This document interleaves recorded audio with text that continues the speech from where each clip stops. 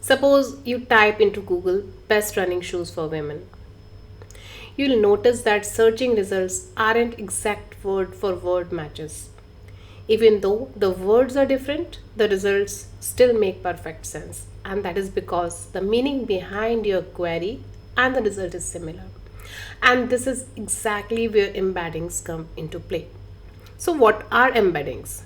Embeddings are a way to represent text as numbers so that machines can understand the meaning and context behind the words. They convert a word, a phrase, or even an entire document into a vector, a list of numbers. This vector is like a point in space and its position reflects the meaning of the text. So, what is vector? A vector is simply an array of numbers. For example, 2 3 in 2D space or 2 3 4 in 3D space. But when we are working with text, we don't stop at 2 or 3 dimensions. We often use hundreds, thousands. In fact, models typically use thousands or more dimensions to represent a single sentence. And that means every piece of a text is placed in high dimensional vector space. So, why this is so powerful? In that space, similar meanings are placed close together. This is spatial closeness is what allows algos to measure semantic similarity. How similar texts are in meaning even if the exact words differ. So what can we do with embeddings? A lot. Embeddings are the foundation of many powerful NLP applications, including search engines which match the intent, not just the keywords. Chatbots understand what users really mean. Recommendation systems like Netflix or Spotify suggesting content, sentiment and analysis detecting emotions in review or tweets, document classification, or topic modeling finding themes in large collection of text. So, OpenAI offers powerful embeddings models designed to turn text into those high dimensional vectors. Just like GPT, you can access through these models through the OpenAI API specifically via the embedding endpoints. And here's what we will be doing further in this lesson. We will use OpenAI library to send the embedding request. We will interpret the response. We will see how many dimensions a model like text embedding small returns, and we'll generate embeddings for 4 different words, visualize them in vector space, and we'll explore the semantic similarity between sentences like searching for a plant versus shopping for shoes. Embeddings might sound a bit abstract at first, but once you see how they are generated and visualized, it all clicks in place. So let's dive in and start building with OpenAI embeddings. To begin with, we need to set up and load OpenAI, and we have already done it multiple times by far now, and I'll again create the duplicate of the first script which we created in our first lecture where we set up OpenAI key through Python. We can rename it to embedding introduction, so let's work on that. So here we have already loaded OpenAI key from environment file, and instead of GPT-4o mini, this time we will be using different model which will help us to embed the data, that is which will help us to capture the meaning and context of the given text. And let's see what model we can use, and for that we can go to platform.openai. Let's have a look at model which can help us to embed the data. For that we can go to models, and if you scroll down here in models, you will arrive at embedding section which says a set of models that can convert text into vector representation. So this is the older embedding model, so we'll not be using this. We can use either this or this.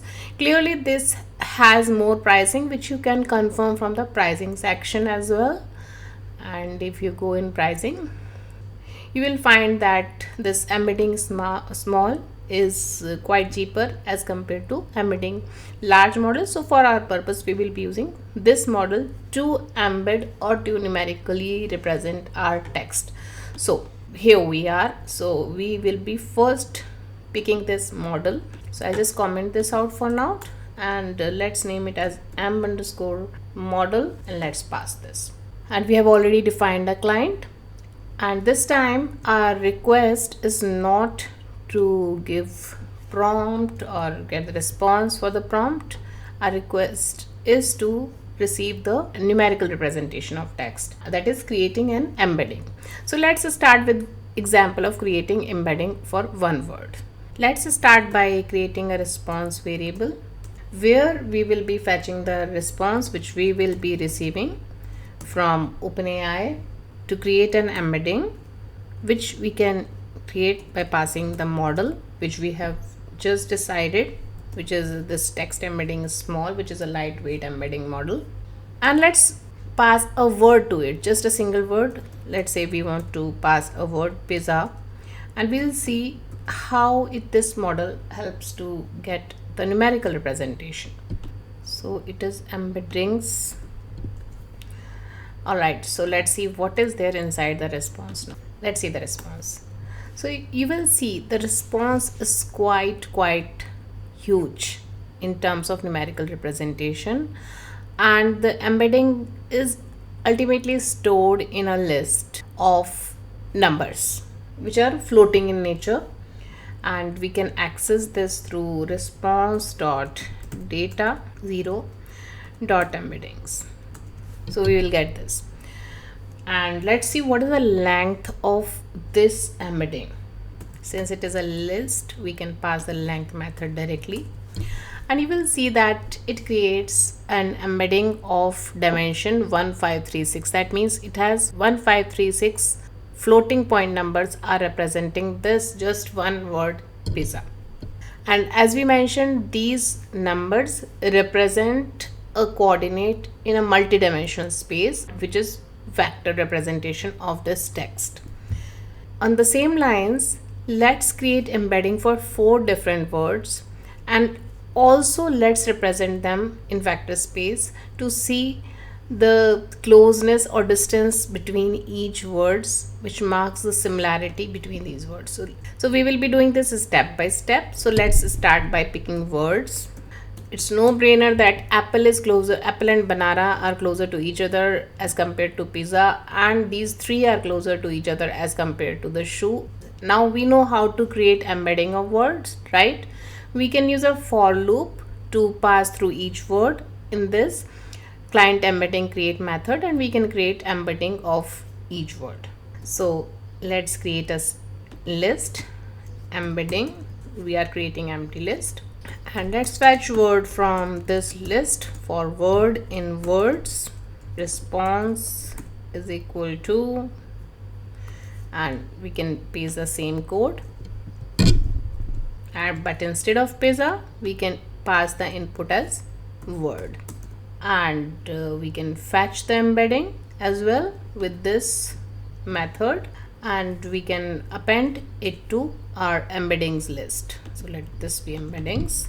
So we can append this embedding to this embeddings list with the help of append method. And let's also print the length of each embedding generated, just to see if it is same for all the words or is it varying according to the word. Let's just run this first. So as you can see, each of the embedding for different words is of the same dimension 1536, very high dimensional vectors. As a human, we cannot visualize space beyond 3D. So what we do, we use techniques like dimensionality reduction to project these high dimensional vectors into 2D or 3D space, and one of the technique is PCA, and we'll be using same to visualize our vectors in 2D space, and that we can do by creating an object. So first we have to import this PCA from sklearn library, so we can object object of it. So PCA is principal component analysis. It's a mathematical technique to reduce the number of dimensions in your data while it preserves as much variance or information possible. And effectively what it does, it finds 2 most important directions that explain the most information in them, in the vectors, and hence here in embeddings that we will be doing. So what we are telling over here is that reduce the data to 2D so we can plot it. Then further to that, we will be using fit transformed method. Take our 1536 dimensions and transform them into 2D points. So we have a embeddings list, right? It will pick each of the element from this embedding list, and that is the embedding for each word, and transform them into 2D point. To visualize, we know that what we have to use matplotlib. So we will import matplotlib. So we are defining a figure object over here with the size of with some size, let's say 8.6, which means figure size of 8 inches by 6 inches. Now to plot, what we have to do, we have to loop through each of the word, and we can also enumerate them so that we can fetch the index of word. So words is our list over here, right? So let's loop through it. Now for each word, we will extract the xy coordinate, which we have already reduced into xy from reduced embedding, which has 2 coordinates now, and it's a list. So we will fetch the xy component for each embedding, right? So it's like we have an apple, and we are able to successfully map it into 2 coordinates, or where it should lie in xy plane, and all we will be left is to plot the points. So for that, we can make use of scatter plot. Let's run it. Alright, we have this, but we still also need to label them so that we know which dot is representing which text, and we can do this with the help of plt.text method. And so let's do that. plt.xy, that is on the same coordinate we are writing the text word, and we also need to define font size, let's say equal to 12. Let's run this. Now we see that this red dot is representing shoe, and apple banana is closer as we expected, and these 3 are closer in nature as compared to shoe, and this is what as a layman we expected, right? So this is how we can visually represent a text in a vector space. So let's move to next step, where we want to understand the semantic similarity between sentences. So when we use any embedding model, right, the model looks at entire input sentence and not just individual words. It tries to understand the relation between words, the intent of the sentence, the topic and meaning in the context. So let's say we have 2 sentences over here. Where can I buy running shoes for kids? And the second, maybe affordable running shoes for boys and girls. So here we can see the words aren't identical. The context and intent are similar. In a vector space, these embeddings for these sentences should be close together as compared to what is the capital of India, where the context has changed completely. Embedding should be farther away. All you have to do to visualize these sentences in vector space is to follow what we have done, and literally pause your video over here and try to apply the code and visualize these sentences in vector space using the same code. All right, so here we have followed the same code. We looped through each sentence, created the embedding, reduced the dimensionality using PCA technique, and then we plotted the coordinate of each sentence, xy coordinates, in the 2D space, and let's see what it gives. So additionally, what we are also looking at, even in case of sentence or word, the number of original dimension is 1536 for embedding. So whether it is a word, sentence, or a complete document which we are passing is represented by 1536 number of dimensions. And if we look at the scatter plot of these vectors, we can see what we expected. The sentences with the similar context, intent, and meaning are grouped together, and the ones which are not similar are farther in the vector space. Now these were limited number of sentences, and we visualized them in terms of their closeness, but here at this point we feel the need of a mathematical way to measure the closeness or similarity of sentences or documents or words. And the most common measure used in embedding space is cosine similarity. So before we implement our code over here to find the mathematical measure, let's talk about cosine similarity. Cosine similarity measures the angle between two vectors, and if the angle is small, cos value of that angle will be closer to 1. That implies that if the vectors are similar in direction, sentences are semantically similar. Again, if the angle is large, that is, the vectors point in different direction, that is, sentences are semantically unrelated, cosine value tends to be 0 or negative. We can find the cosine similarity with the help of the formula called dot product of two vectors divided by standardized value, or just the normalization or magnitude of vector A and vector B. And we can find this cosine value with the help of numpy module. So first we need to import numpy module. We also need to import normalization from numpy. Now let's define a cosine similarity formula. Let's name it as cosine underscore similarity, where we can pass two vectors for which we want to create the dot product and divided it by product of its magnitudes. So that will give us the cosine similarity for those vectors.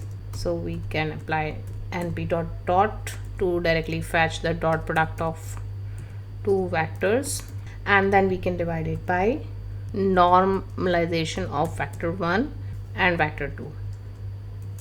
This will return the cosine similarity. So let's say we have this search text, beautiful plants for shopping.